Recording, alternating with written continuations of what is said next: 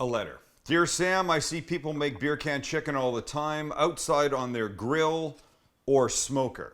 I don't have either of those. What do I do? Signed, Julia. Julia, make it in the oven, and it's really damn good. This is your chicken, and this is a can of beer. And where the can of beer goes in the chicken is very uncomfortable for the chicken, but it's going to be very delicious for us. We start by making a rub. We're going to start with chili powder. We need about 1/4 cup. I'm going to use a couple tablespoons of regular chili powder and a couple tablespoons of chipotle chili powder because it's got the heat, the extra flavor. It's amazing. Then we're going to add cumin, about a tablespoon, garlic powder, Mexican oregano, and salt. And mix. So I'm using a Mexican beer because this is Mexican beer canned chicken. If you don't have it, it's not that big a deal. Use whatever you have. The key is A, that it's a can, and B, that you eliminate some of the beer because you need room to add some spice and it might bubble up a bit. So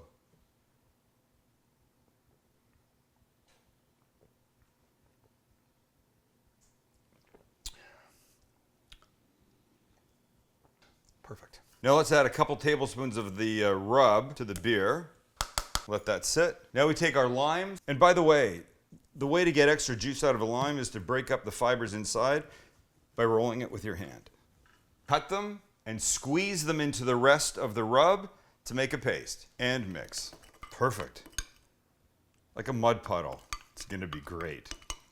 And now we just want to brush this beautiful paste on the chicken.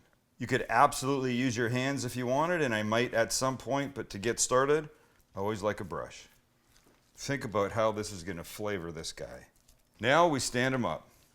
And the theory here is simple. We're creating a tripod between the two legs and the can. So you take this neck part of the chicken.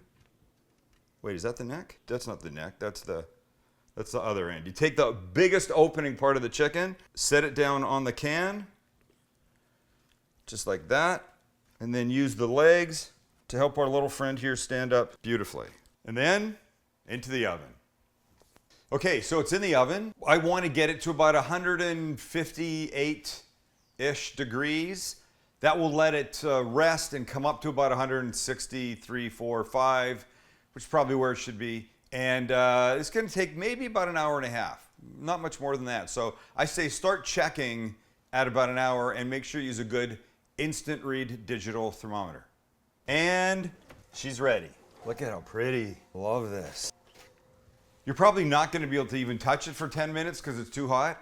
And that's the perfect time just to let it rest. Let it sit, finish raising a couple degrees. Juices will redistribute. Then we'll cut into it.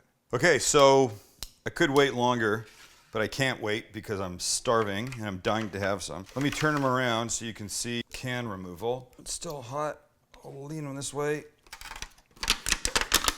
Oh, well, there's the juice. There's what comes out. And the can still has a bunch of this stuff. Oh, you can smell the beer big time because it's all heated up. So let's take him off. Now, that's beautiful. Oh, but you smell.